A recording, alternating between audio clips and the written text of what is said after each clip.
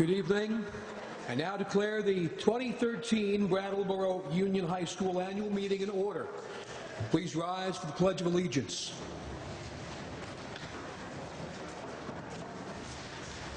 I pledge allegiance to the flag of the United States of America and to the republic for which it stands, one nation, under God, indivisible, with liberty and justice for all. Please remain standing. This has been a year of uncertainty and in some ways of sadness for the Brattleboro Union High School community and the greater community as well. It's touched the high school board with the loss of former board member Lynn Coram. In our community, it's touched us with how we think about school security, and it's touched our children as they still continue to mourn last week's loss of one of their peers in a tragic car accident.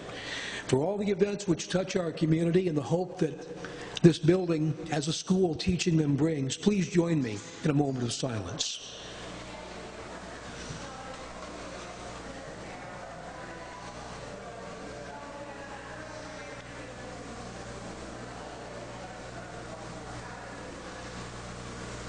Thank you. Please be seated. I'd like to now introduce Mr. Robert Woodworth, the chair of the Brattleboro Union High School Board, to introduce his board members. Mr. Woodworth. Turn the switch on.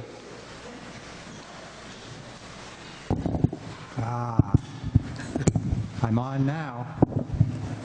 My name is Bob Woodworth, chair of the BUHS District 6 Board, and I will have the board members introduce themselves starting over here because I can't always see who's on my left and right, but starting with Dave Russ over there. Make sure you turn it on, Russ.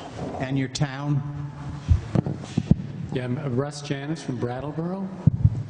Good evening, Lori Cartwright, also from Brattleboro. Thank you for coming. Ricky Davidson, also from Brattleboro. No, Mike. Send one down this way. Melanie Fletcher from Putney.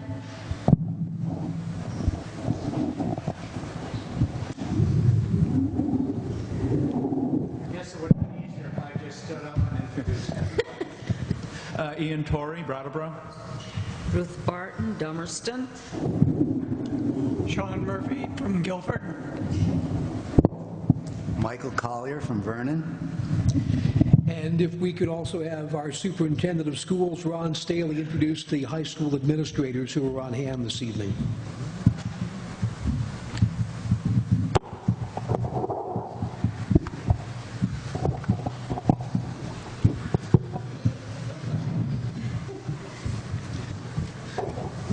Good evening. So I'd like to introduce Steve Perrin, the high school principal. Chris Day, the assistant principal. Another assistant principal, Andy Haas. Dean of Students at the high school, Kate Margaitis. Our special ed coordinator for BUHS number 6, Alicia Brandon.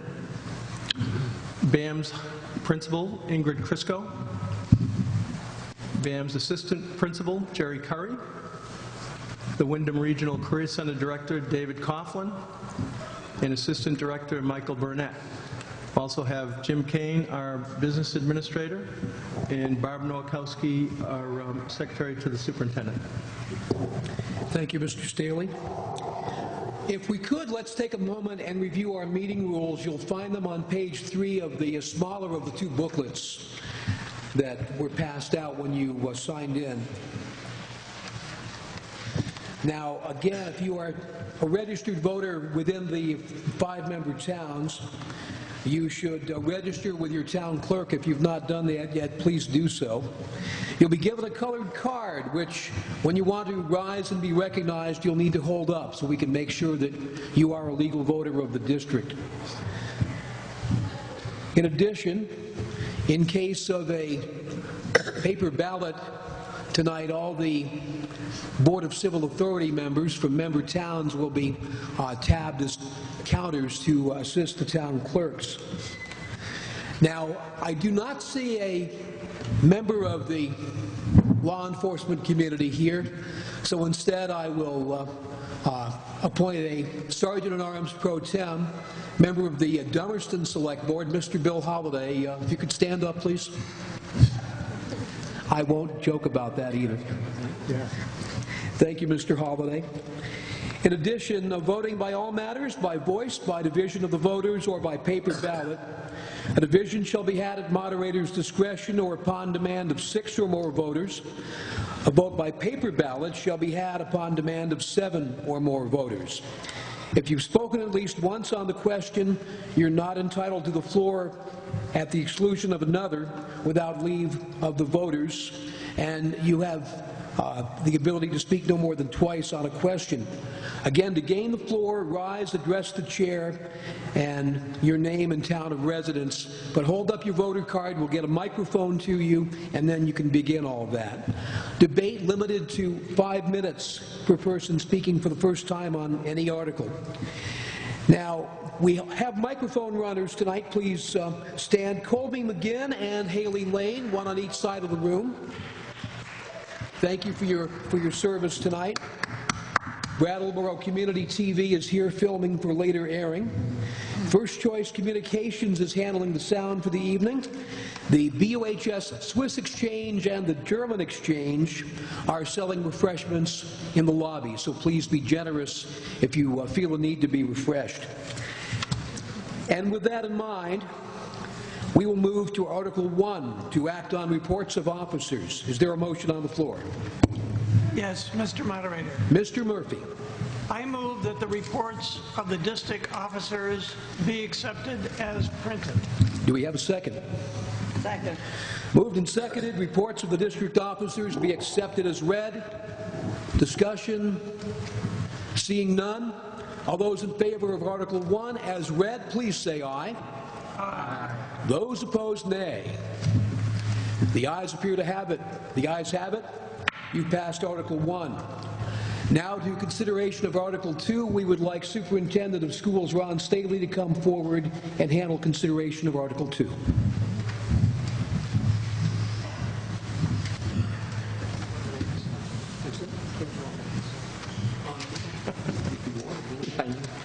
I'd like to call for nominations for the position of moderator. Mr. Staley, it is with pleasure I nominate Tim Arsenault as moderator for the ensuing year. Are there any other nominations for the position of moderator? Hearing none, I'd like a voice vote to support Tim Arsenault as moderator. All in favor, say aye. Aye. Okay, so I'm going to turn it over to a moderator. Not sure how many years this makes. I think a dozen, but they do come cheaper by the dozen, and just ask my wife, there's nobody cheaper than I. We move on to consideration, oh good, somebody got that. We move on to consideration of Article 3, to elect by ballot a clerk. Is there a motion on the floor? Yes, Mr. Moderator. Mr. Davidson. I nominate Barbara Nowakowski as clerk to serve for the ensuing year. Any other nominations? Hearing none, all those in favor of Barbara Nowakowski, please say aye. Aye. Those opposed, nay. Barb Nowakowski is your district clerk. Article 4, to elect a treasurer by ballot. Is there a motion? Yes, Mr. Moderator. Ms. Cartwright. I nominate James E. Kane as treasurer to serve for the ensuing year. Is there a second? Second. Moved and seconded that we nominate James E. Kane as treasurer for the ensuing year. Any other nominations? Seeing none, all those in favor of the name James E. Kane for treasurer, please say aye. Aye. Those opposed, nay. The ayes appear to have it. The ayes have it. You have elected James Kane as treasurer. Article number 5, to elect by ballot one auditor to serve for 3 years. Is there a motion? Mr. Janus. I nominate Gary Carrier as auditor to serve for a period of 3 years. Is there a second? Second. Moved and seconded that Gary Carrier be elected as auditor for a period of 3 years. Any further nominations? Seeing none, all those in favor of Gary Carrier for auditor, please say aye. Those opposed, nay. The ayes appear to have it. The ayes have it. Gary Carrier has been elected as auditor. We move to Article 6, to see if Brattleboro Union High School District 6 will authorize its Board of Directors to retain the services of a certified public accountant or public accountant to aid in the work of the auditors.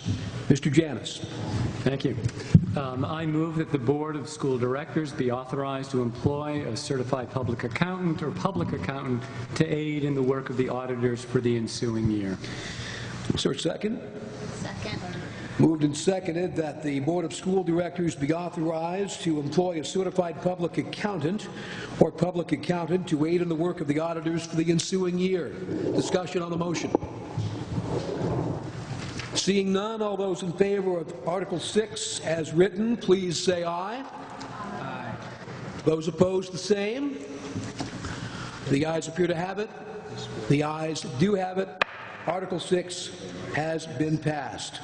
We move to Article 7 to see what salaries Brattleboro Union High School District 6 will vote to pay its officers and directors. Is there a motion? Yes, Mr. Moderator. Mr. Davidson.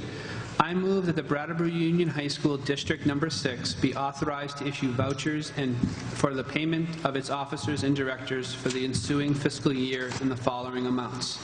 To its clerk, the sum of $200. To its directors, the sum of $2,000 each, except for that of the chairman shall be paid an additional $1,000 for a total of $19,200. Do we have a second? Moved and seconded that Brattleboro Union High School District 6 be authorized to issue vouchers for the payment of its officers and directors for the ensuing fiscal year in the following amounts. To its clerk, the sum of $200. To its directors, the sum of $2,000 each, except that the chair shall be paid an additional $1,000 for a total of $19,200. Discussion on the motion. Gentleman with his voter card up, wait for the microphone, sir. Mark Younger of Brattleboro. Why are we paying the extra $1,000? Why is he getting $1,000 more? The board or administration would be interrogated if it so chooses. Mr. Staley.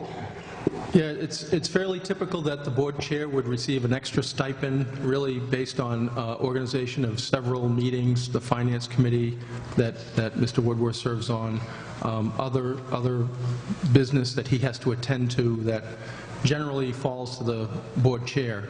So that's fairly typical that in all of the districts in Wyndham Southeast, is probably in Vermont as well, that the board chair would receive a little bit more as a stipend. And who's the one that makes up the amounts given? Further interrogation by the board, if you wish. Please use the microphone. So those are typically voted on annually. I don't understand the question. Who's the ones that vote on the amount given to the people? 2,000 and the extra 1,000. Who are the ones that vote that? And you do. I know, but who came How up is it established? Yeah, how was it established? I think looking at averages throughout the state in terms of what a Union High School board director would be given as a stipend, and then we look at other boards throughout the district and compare those statewide. I think our board stipends are very reasonable, and then the body decides that. You're allowed one more follow-up, Mr. Younger. So, Can I answer the question? well, Go ahead. I just want to make sure that other people have a chance to address the issue. Any further discussion? If not, Mr. Younger, you can follow up if you'd like.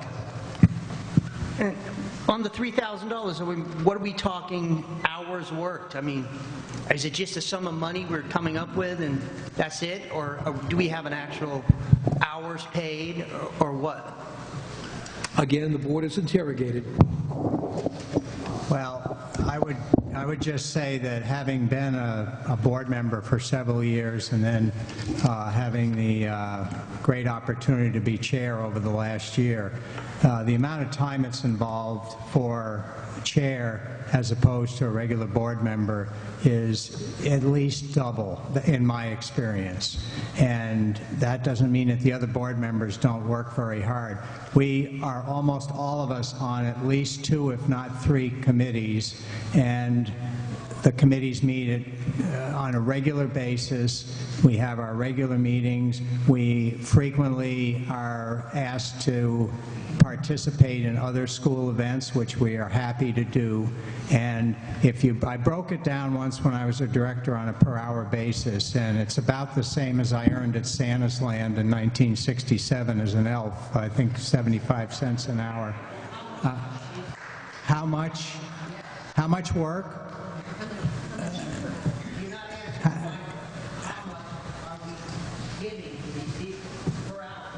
Well, I don't count my hours. I would say that over the course of a year, it averages about at least 3 or 4 hours a week, and during budget season, it's quite a bit more. So you could do the math, and it goes through the summer as well. I can't tell you the hourly rate. So you don't have some? I don't keep track of my hours, no. Further discussion on the article? Seeing none, again, the motion is that the Brattleboro Union High School District 6 be authorized to issue vouchers for the payment of officers and directors for the ensuing fiscal year in the following amounts.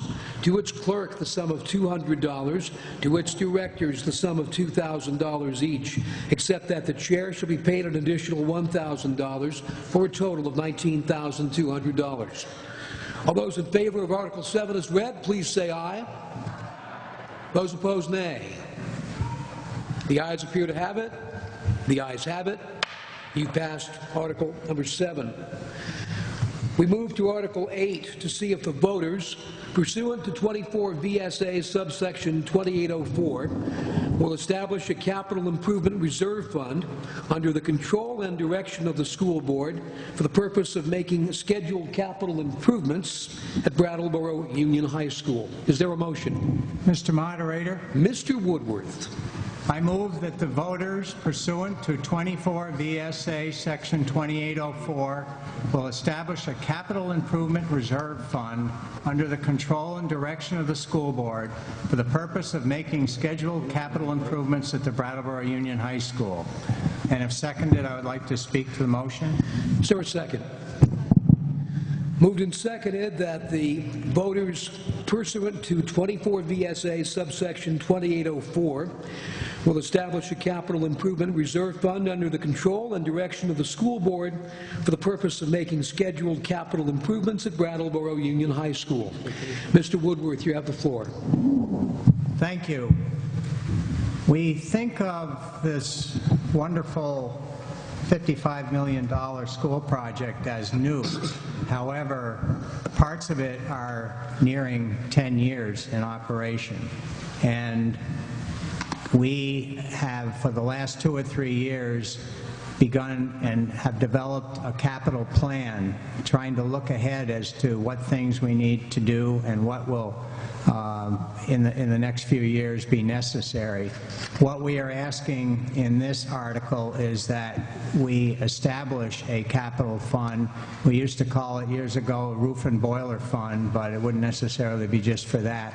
And the funds from this, much like the other funds, if we have a surplus, would be subject to voter approval for use. But we do want to begin to set aside an amount each year to look ahead to some capital improvements as necessary. Again, this would be funds that would be voter approval for capital projects that we decide to do, would be put forth to you as normal. Thank you. Further discussion on Article number 8. Mr. DeGray.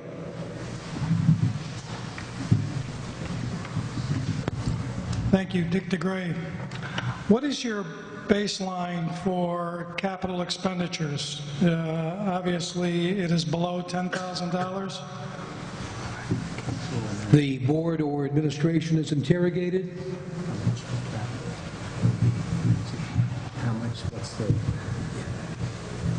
The reason I ask that is there looks like there's a couple of items as I was looking at your capital plan that would probably want to be in your operations budget, and yet you've listed them as capital, and I was wondering if $10,000 was the any expense over $10,000 would be considered capital, over $5,000. Mr. Woodward. Do you have that as part of your financial oversight? Our general idea would be at $25,000. There are things that are in the, you're referring to the 5-year capital plan that's in the book there? Well, I'm looking at your capital plan for what you want to use this $150,000 for, and then how would you consider these capital purchases if they're less than $25,000? Well, the 150 wouldn't necessarily be for year one, for those things that are on year one. That's many of the things that you see on page 17. Yeah, these are in the operating budget, actually. We chose this year not to ask for special articles, but the items that we need to do and want to do are put in right into our operating budget. There are two items related to grounds maintenance. There's the most significant one is the kitchen flooring, which some of that didn't come out quite the way it was supposed to and is beginning to deteriorate. We are proposing to put air conditioning units in 2 computer labs that are extremely overheated. We need to do that. And we have some AD, American with Disabilities Act remediation work that we need to do. So basically, those are all in under the district-wide budget, which we'll talk about in a little bit. Those are all in there under operations and maintenance. Okay, so then if I look at the projections for the 2015 capital plan, again, I see several items in there that are under the $25,000 capital expenditure. How would they get in there if they're under your $25,000 cap? So why would they be as part of this capital plan? They may be in next year's operations and maintenance budget. I don't know. When we get to that point, we'll determine. Generally, if we establish this fund, it will be used for larger items. And I will say that the 5-year plan, 2 things. Number one is that we do need to flesh it out some more, take a closer look at what's going to need to be done. And secondly, I personally, and I think there's support for extending it, try to look out even further for some major items for an 8-year, perhaps an 8-year. That's my thinking. Well, I want to make it clear, I'm not in disagreement with a capital fund. I think it's prudent to do so. I am concerned about the replacement of the kitchen floor so early after you've had trouble with this and not going after the contractor, because I do think it was an installment issue and that shouldn't fall back on the taxpayers. But I am in agreement with you, so I want to be clear on that. I'm just wondering why these lower dollar amounts are part of a capital plan when you have $25,000 as your base for establishing capital items. Well, that's a point well taken, and as we move along through this plan, there are some things that probably will be under operations and maintenance. Thank you. Further discussion on Article number 8. Seeing none, we'll move for a vote. Again, the motion is that the voters, pursuant to 24 VSA subsection 2804, establish a capital improvement reserve fund under the control and direction of the school board for the purpose of making scheduled capital improvements at Brattleboro Union High School. All those in favor of Article 8 as read, please say aye. Aye. Those opposed, nay. The ayes appear to have it. The ayes have it. You've passed Article 8. We move on to Article number 9 to see if the voters will, pursuant to 24 VSA subsection 2804, deposit into the newly established Capital Improvement Reserve Fund $150,000 of the audited, unreserved, undesignated fund balance for the year ending June 30th, 2012, for the purpose of funding future capital improvements for the district. Is there a motion? Mr. Moderator, Ms. Barton. I move that the voters will, pursuant to 24 VSA Section 2804, deposit into the newly established Capital Improvement Reserve Fund $150,000 of the audited, unreserved, undesignated fund balance for the year ending June 30, 2012, for the purpose of funding future capital improvements for the district. Is there a second? Moved and seconded that the voters, pursuant to 24 VSA subsection 2804, deposit into the newly established Capital Improvement Reserve Fund $150,000 of the audited, unreserved, undesignated fund balance of the year ended June 30th, 2012, for the purpose of funding future capital improvements for the district. Discussion on the motion. Mr. DeGray. Stay right there. I don't know if that's a good sign. He stayed right next to me. Question for Mr. Kane. How much money is in the undesignated account given the next, and don't take into the account the next article question, which talks about $1 million going towards next year's budget? The undesignated?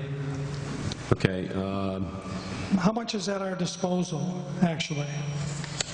Right now, it's $1,572,833. That's the total of the three articles, 9, 10, and 11.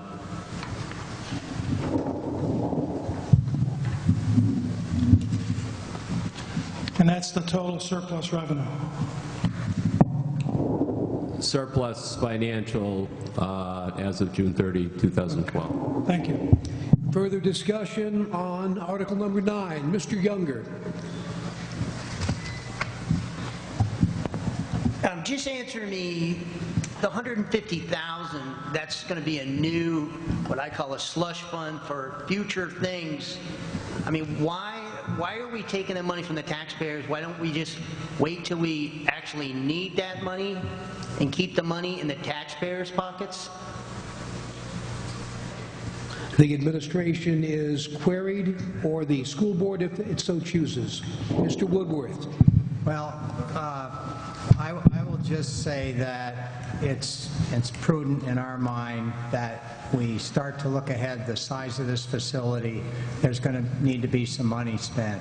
And if we have some set aside, it's going to be easier than if we get to a situation where, let's say, the wood chip plant goes down.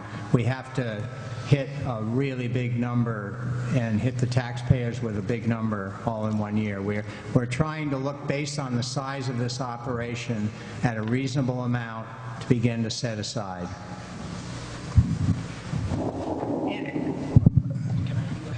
You can follow up one Okay, my question. follow-up is, I mean, I look at it as being in business myself, taking the money out of the taxpayers to put aside all you people vote in these different budgets, is it the people here on the board that figure out what it actually costs for different things, or do you go out and actually solicit somebody to figure out what you might need years from now, or are you just coming up with a number and saying, well, let's take that number and maybe we need that someplace down the road? How's that work? School board is interrogated. Well, in terms of figuring out what we need to do, we do rely a lot on the administration and Robert Clark, who is our facilities manager, to look ahead. Once you get past 3 or 4 years, it's hard to tell exactly what's going to need to be done, but it is a very big facility, and there is going to be work that needs to be done. So we don't look at each item and say 5 years from now, this one's going to be X amount. As time goes by, there may be things that come up. We just want to have a basic fund, and I would not characterize this as a slush fund. These are funds that will be available based on voter approval to do the necessary capital things to keep this facility from becoming what it did before it was renovated, and that was so much deferred maintenance that by the time we got to do the project, it was a huge project, and the school was in pretty bad shape. One further follow-up, Mr. Younger, and that's it. Yeah, you said voter approval, so that means that we still have to vote it anyways? I mean, so why aren't we waiting to vote then versus taking the money out of our pockets now? Well, part of it would be that this helps spread things out. Further discussion on the article, back of the room, Mrs. Stark.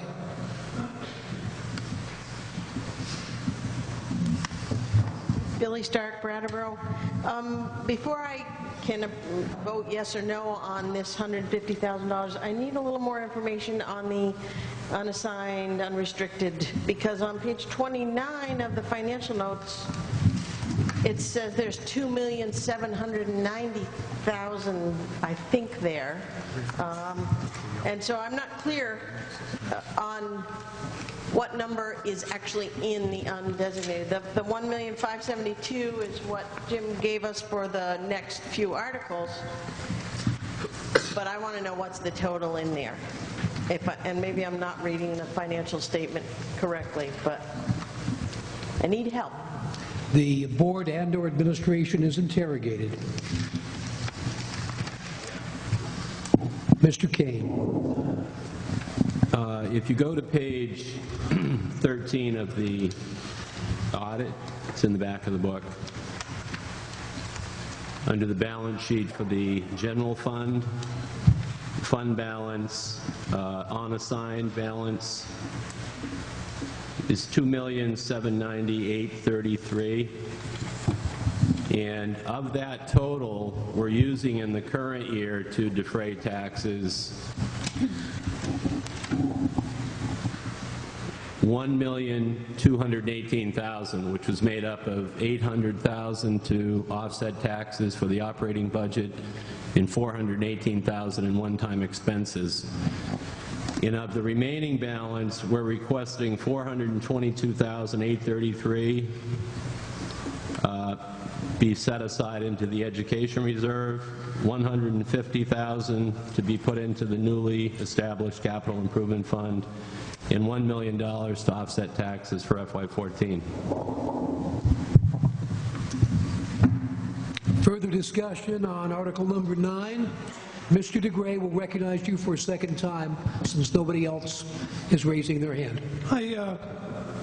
Is the capital fund, is this going to be body approval of the capital fund expenditures? Board and/or administration? This is voter approval. It says under the control of the board, but the board can't expend the money without voter approval. So next year you'll come before us with capital expenditures that this body will have to approve. That's the question. The board may. It depends how No, if they're going to expend any of the 150,000, they would ask for approval. They wouldn't have to. They would. They would wouldn't ask have for to. approval. I'm saying they may not utilize that 150 next year. That's correct. But We I'm may saying just add more. when they do go to spend it, Yes. they need voter approval. Yes, they do. That's what the question That's was. part of the statute. That's what I thought. Yeah, thank you.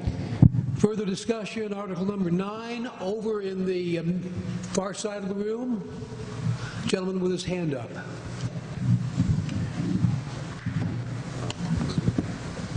Mike Ball, Vernon.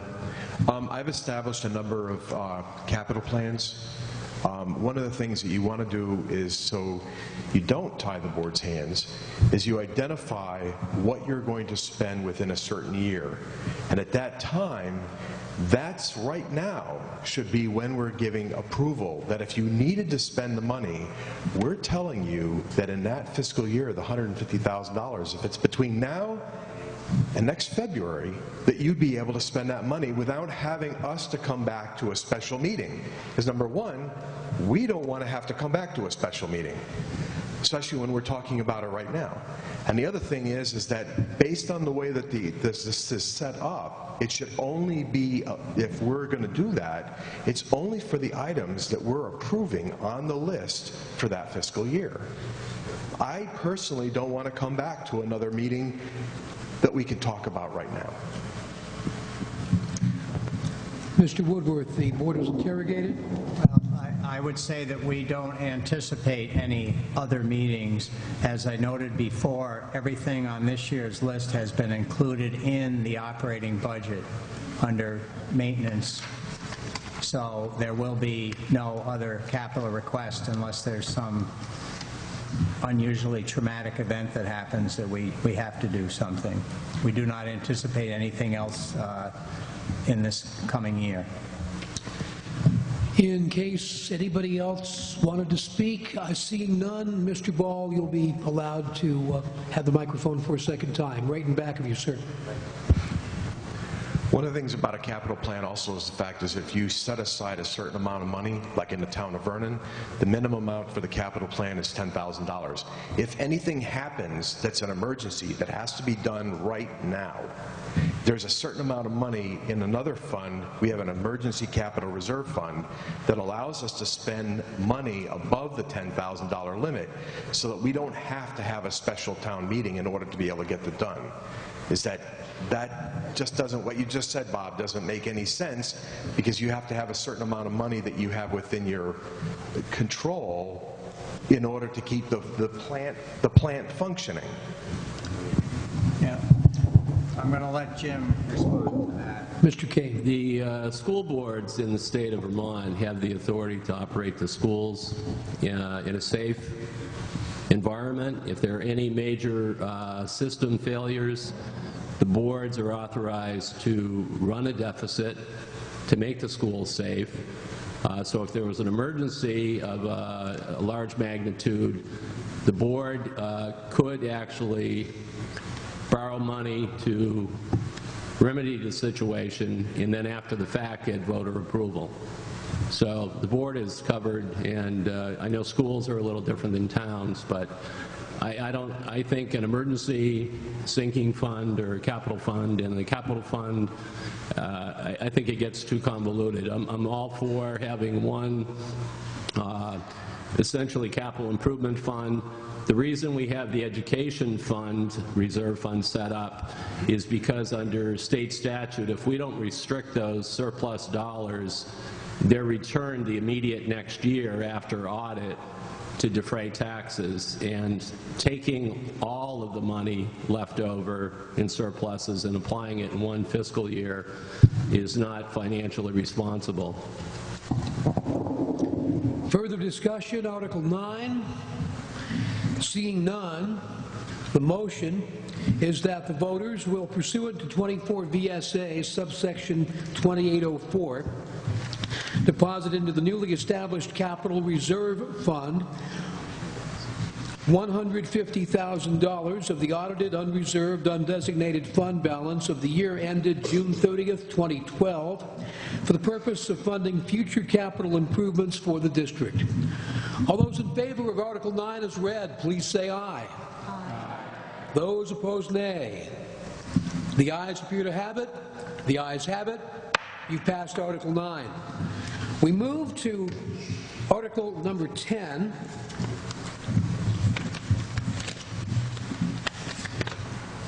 Article 10 is right here.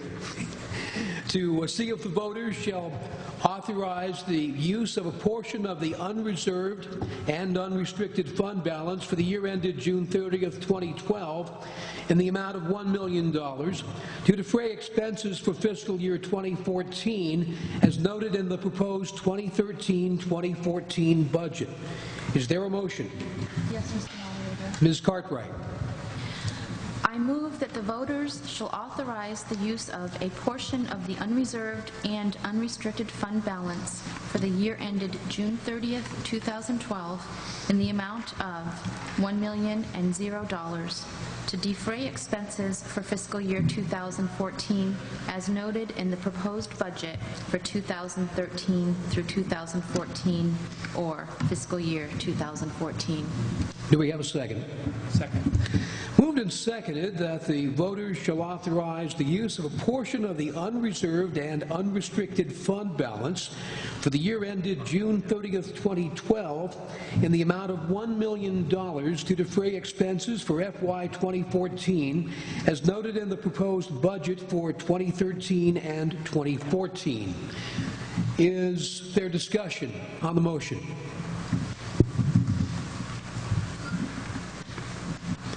Seeing none, we'll move for a vote on the question. All those in favor of Article 10 as read, please say aye. Aye. Those opposed, nay. The ayes appear to have it.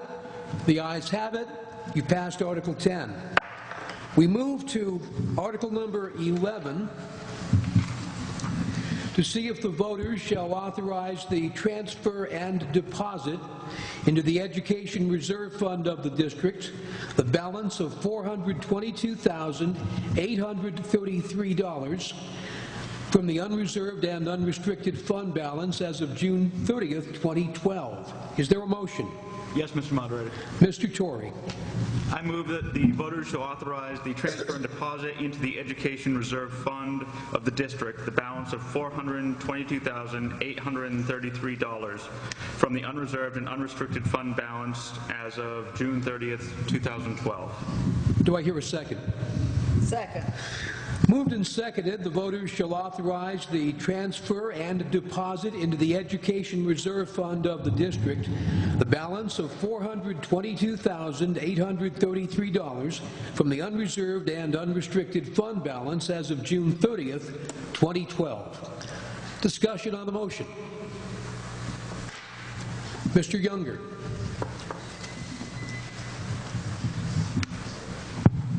Mark Younger, Brattleboro. So why are we giving the money to that, and why aren't we giving it back to the people? What's the reasoning for that? The administration and/or the school board is interrogated. Mr. Woodworth.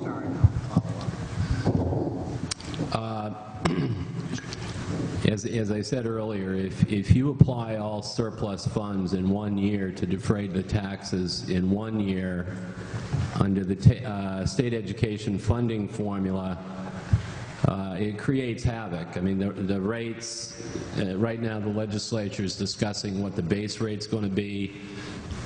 There are complicating factors in the formula relating to the value of property, common levels of appraisal.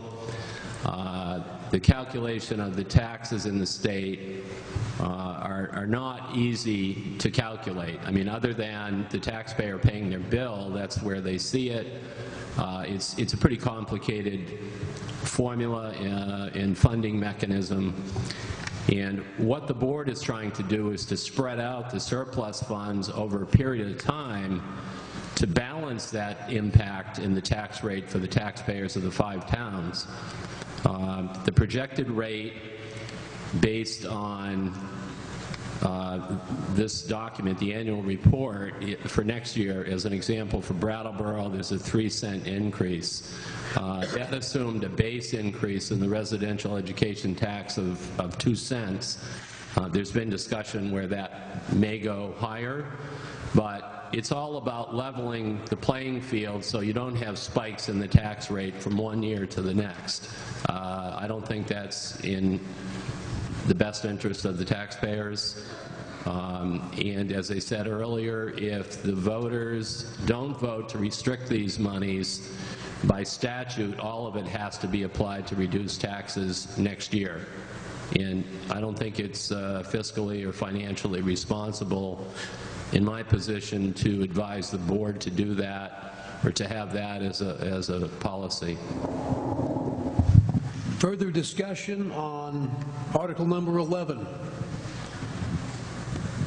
Seeing none, the motion is that the voters shall authorize the transfer and deposit into the Education Reserve Fund of the district of the balance of $422,833 from the unreserved and unrestricted fund balance as of June 30th, 2012.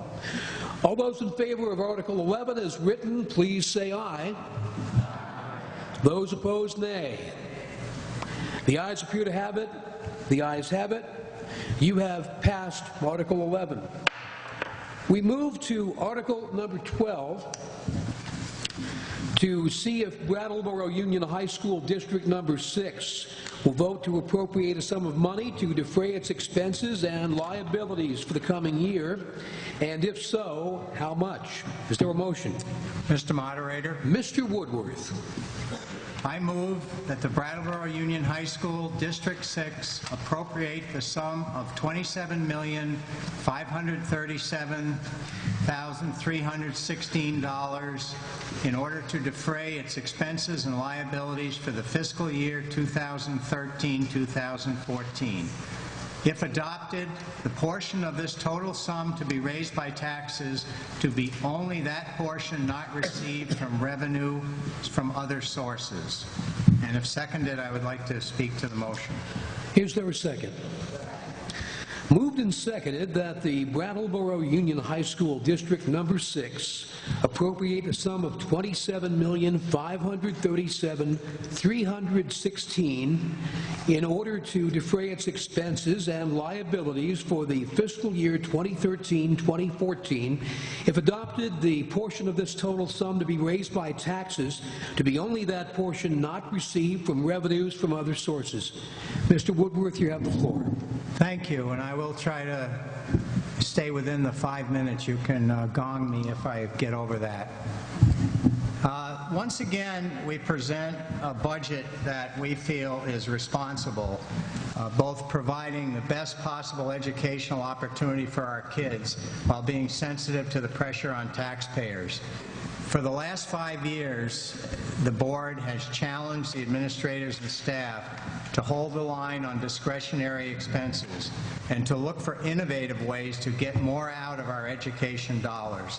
And I would have to say that they've done a fabulous job of this. I congratulate the administrators and the staff for every year finding ways that we can minimize the impact on our taxes.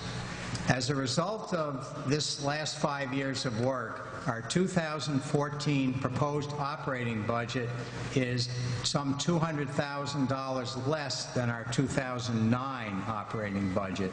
So I think that speaks to the effort that's been put in to try to hold the line. I'd like to review the highlights, and this would be on page 36 in the big book, or page 7 if you want to look at it in the small book.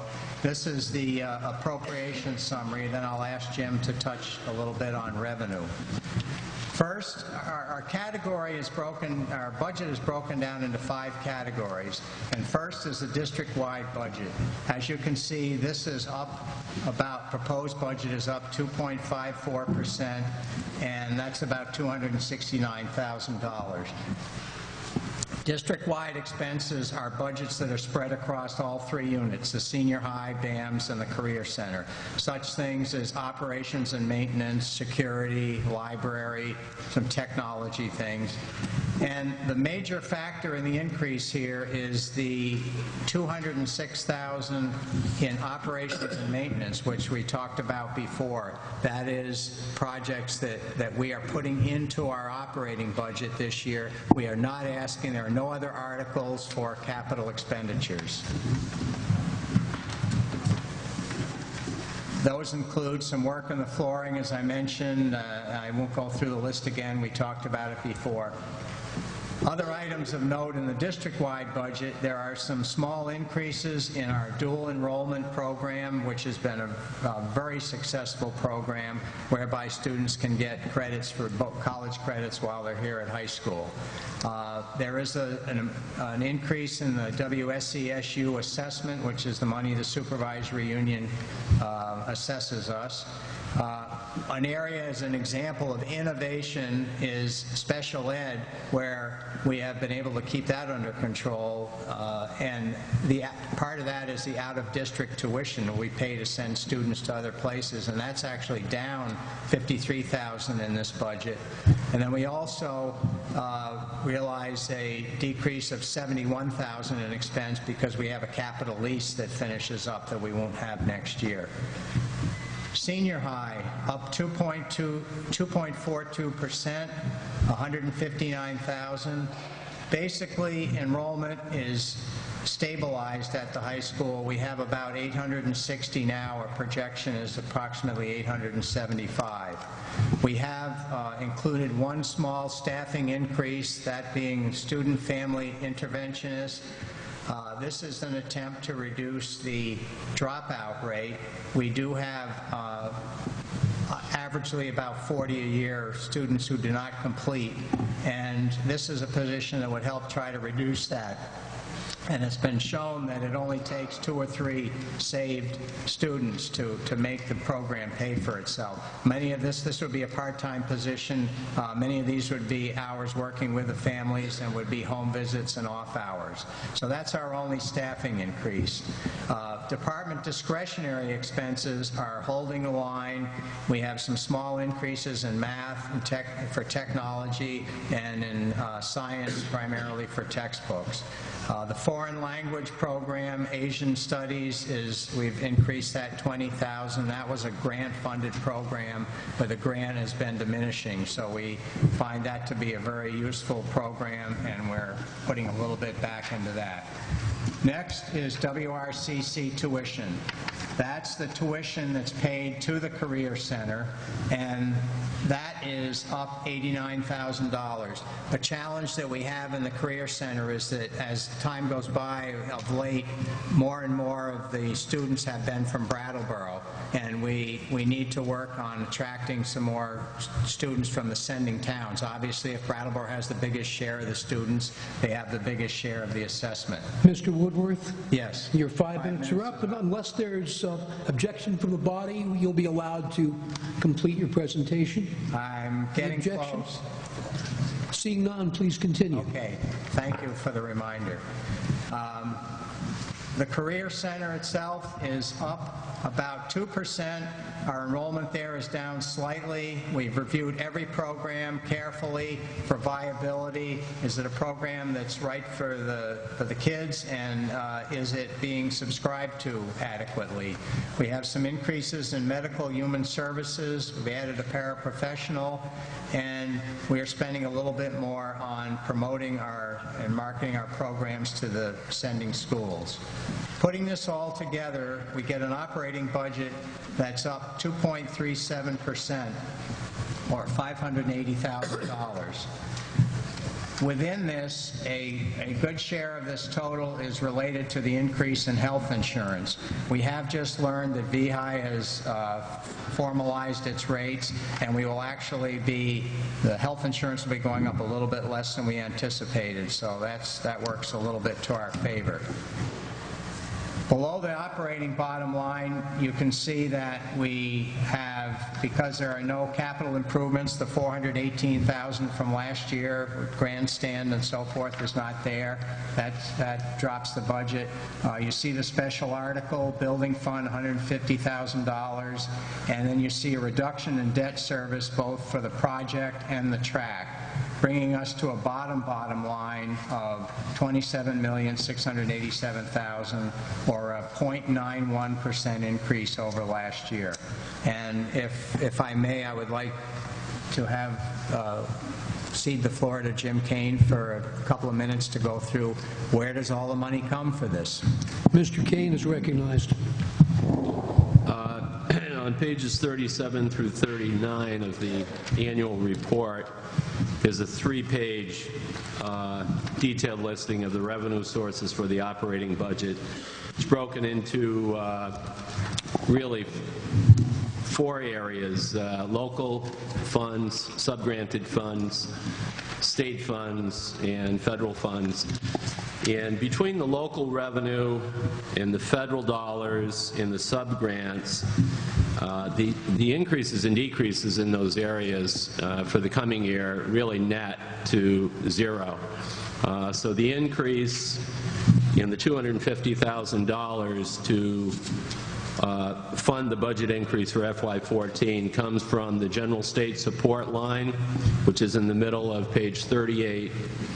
If you take that $318,000 and subtract the reduction of the use of the fund balance of $68,000, it nets out to $250,000 for the coming year. Pages 88 and 89 have a summary. It says 3-year comparison, but there's really 7 listed across the top. That's a summary of budgets with revenue from other sources other than state taxes and your tax dollars. It has the education spending numbers per student, the equalized pupils, and on the bottom area, page 89, you can see the proposed or the projected tax increase for each of the 5 communities based on the proposed budget, which assumed a 2% base residential tax increase, which may be higher. They're talking right now at the legislature about a 3-cent increase, but based on the 2 cents, the proposed tax increase for Brattleboro was 3 cents. Dummerston was an increase of 3 cents. Guilford had a decrease of a little over 1 1/3 cents. Putney had a reduction of 8.5 cents. And Vernon, there was a 0.5 cent increase on the projected tax rate for FY14. So that's it on revenue. Again, we're on discussion of Article 12. Further discussion. Mr. DeGray. Mr. Moderator, I'd like to make a motion, and this motion is not to reduce the budget. This motion is to take any surplus revenue generated from the agreement with District 6, BUHS District 6, and the town of Guilford, to take that revenue and apply it towards defraying any impact on taxes for the 2014 year. And if seconded, I'd like to speak to the motion. Moved and seconded that the BUHS District Number 6, and make sure I have the wording here correct because we want to make sure that we get this correct, Mr. DeGray, that the BUHS District Number 6 take any surplus related to additional revenues from Guilford and apply it toward tax impact. That's correct. And this budget... By the way, is there a second here? Yes, there was. Okay, go ahead. Thank you. Thank you, Mr. Moderator. As everyone knows, if Guilford, at their town meeting, approves what has been put forward, we're going to now receive Guilford's middle school students. This budget was put together before that agreement was had between our school board and the Guilford School Board. So all I'm asking you to do is to take this surplus revenue, which we can't spend, and apply it towards defraying the impact on our taxes for the next coming year. I think that that's prudent. I think that the impact on us, I've had somewhat of a disagreement with Mr. Kane about the impact on a state tax rate, but we'll see how that shakes out, but that has no impact here. As you've already approved, $1 million for next year's revenue stream into the budget. I think this is the prudent thing to do with this surplus revenue, as the school board cannot spend it, and I believe that we already have enough surplus revenue and our taxes are high enough, so this is a good thing to do with whatever this amount is, and it is projected to be $225,750. Thank you. Point of order? Did I hear a point of order somewhere? Yes. Mr. Woodward. I just wanted to, this should be in the form of an amendment. Is that how you present it? Amendment, because there is a motion on the floor. That's how I heard it, Mr. Woodworth. Okay, that's an amendment. Fine. So we are discussing the DeGray amendment. Further discussion from anybody in the room? Seeing none, the amendment was to take any surplus related to the addition of middle school students from Guilford and apply it toward the tax impact. All those in favor of the DeGray amendment, please say aye. Those opposed, nay. Nay. The chair is somewhat in doubt. If I could get the clerks to have a standing division of the House and someone could count from back there. All those in favor of the DeGray amendment, please rise.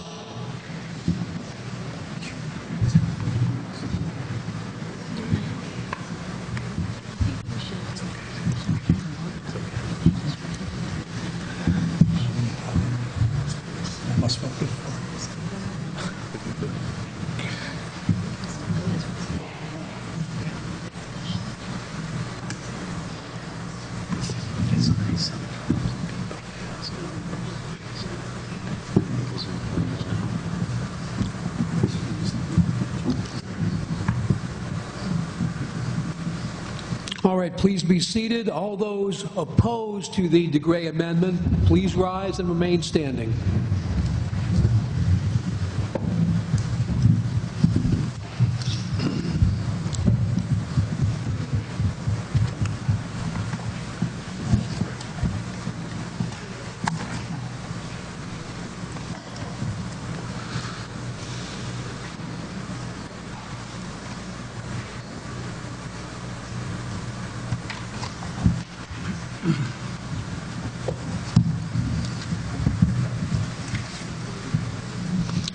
And when you have a total, please bring it forward.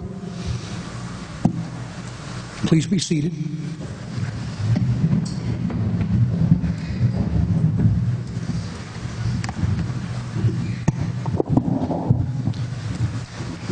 We'll be in momentary recess while we wait for a total from the clerks.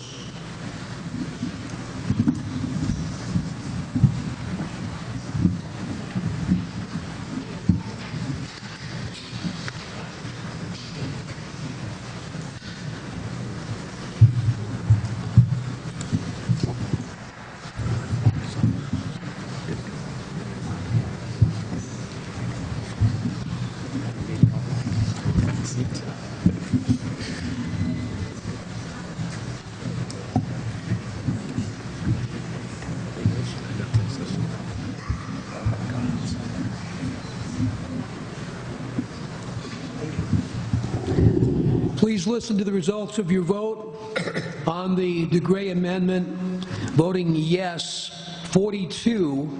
Voting no, 38. I declare the DeGray amendment has been adopted.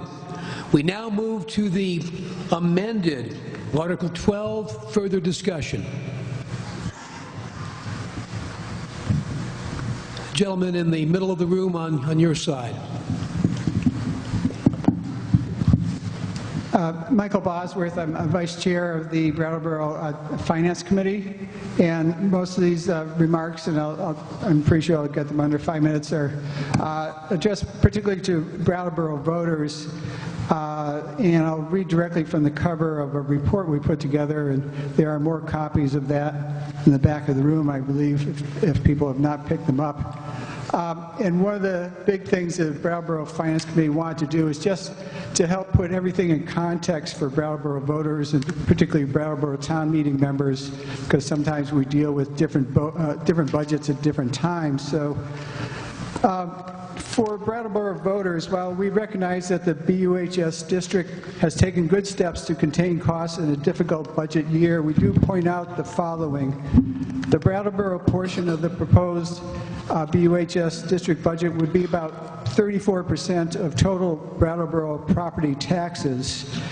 Point two, the proposed BUH budget is increasing, and it's a lower figure than we had. I'm not sure whether that was to do with the new health care rates or not, but is increasing 0.91%.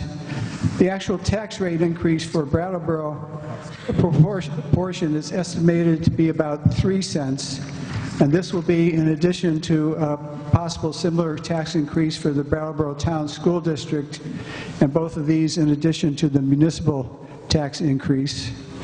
Point four, enrollment is declining over time. You can see that from page 35 of the big report. Point five, at least by one measure, which is education spending per equalized pupil, the BUHS district has the highest cost of all the Vermont Union high school districts for 4 of the last 5 years.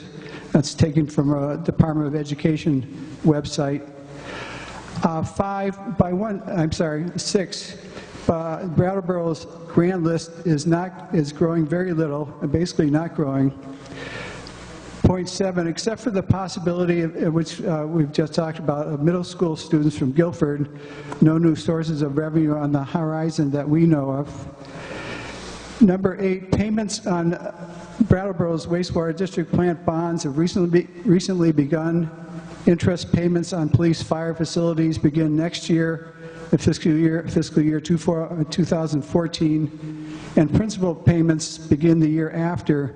So going forward, there will be continuing 7% scheduled increases in water sewer rates and 10-cent increase for police fire in the municipal portion of taxes. So in the context of this overall picture, the Finance Committee strongly recommends a level-funded budget here, and we thank you. Right. Further discussion on Article 12 as amended. Mr. Agave. There's a mic right in back of you, Spoon. Spoon Agave, Chair of the Brattleboro Town Representative Meeting Finance Committee.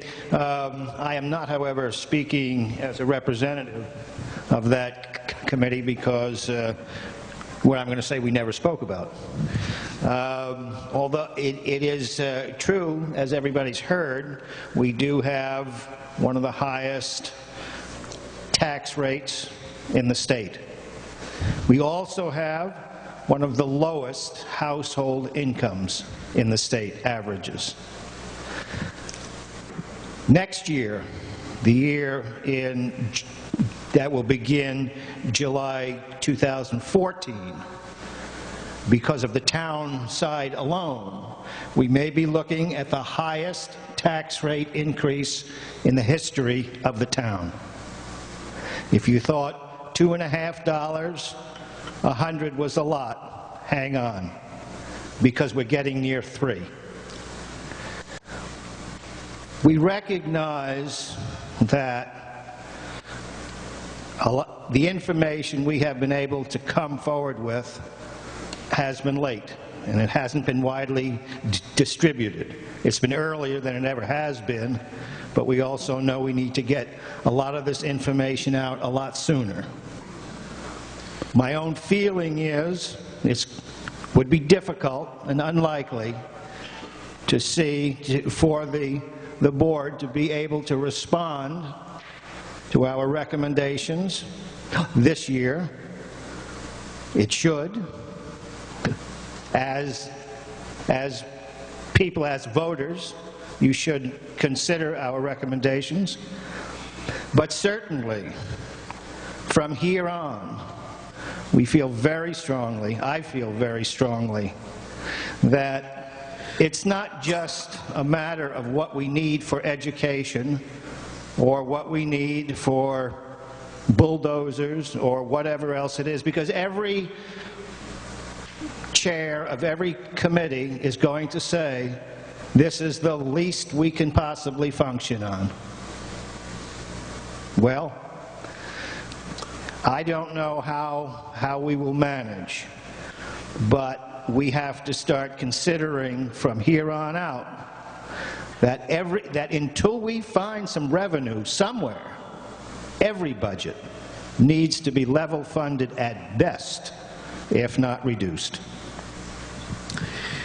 Further discussion on Article number 12 as amended.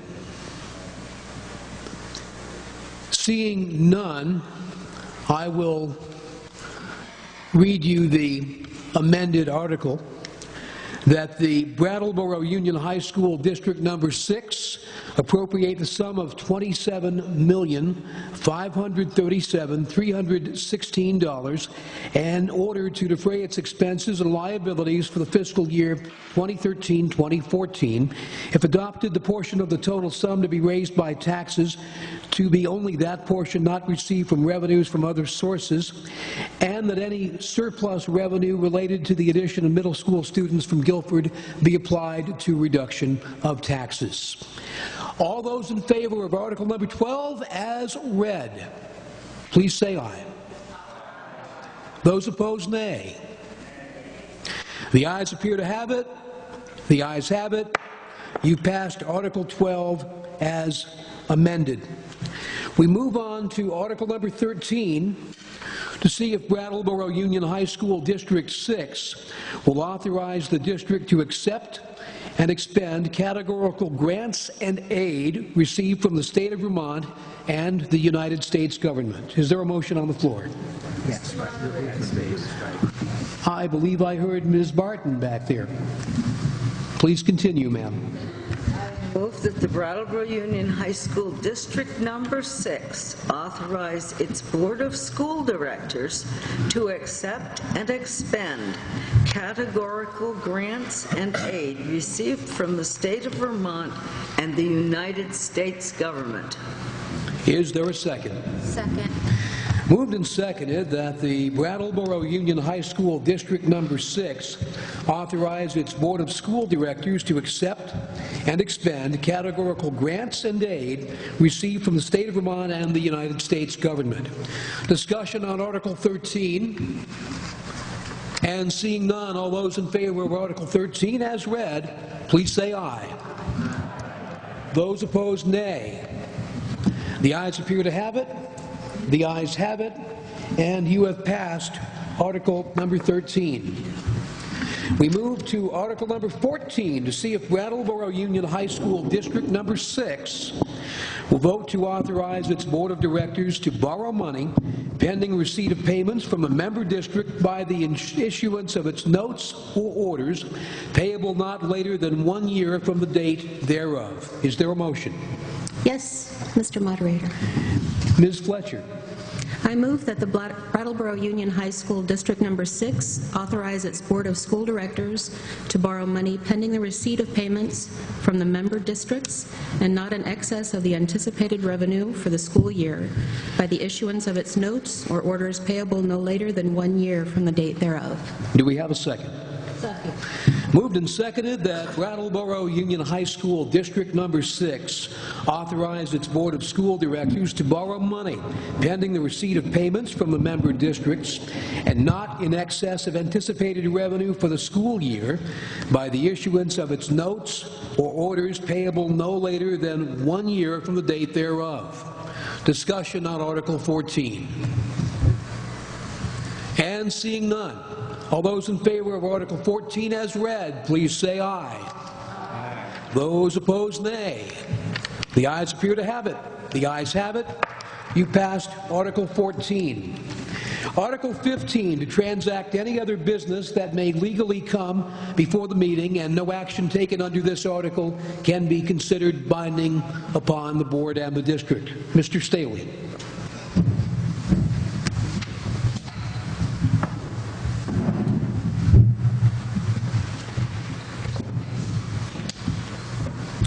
I'd like to acknowledge a board member's 9-year service award from the Vermont School Board Association. This is presented to Director Robert Woodworth in recognition of his dedication and exemplary service to the Vermont children as a board member of the Brattleboro Union School Board. This is signed by Stephen Dale, the Executive Director of Vermont School Board Association. Bob.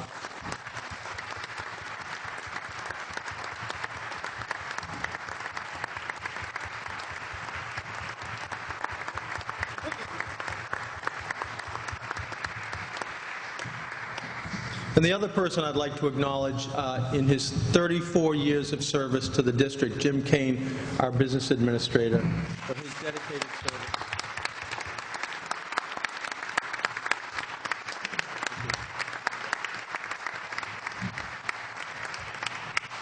Further discussion under Article 15, other business.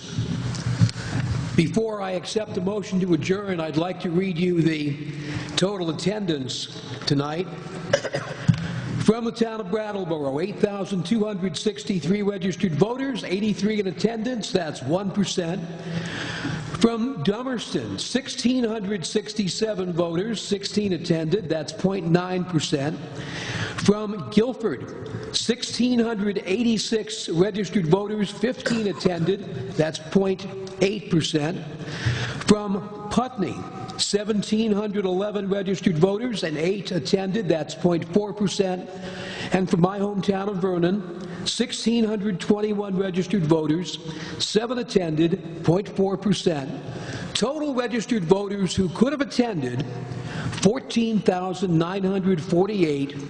Those of you who did attend, 129. That would be 0.8% of those allowed to vote. Amazing. And with that, your moderator will accept a motion to adjourn. I've heard a second. All those in favor? You're adjourned. Thank you.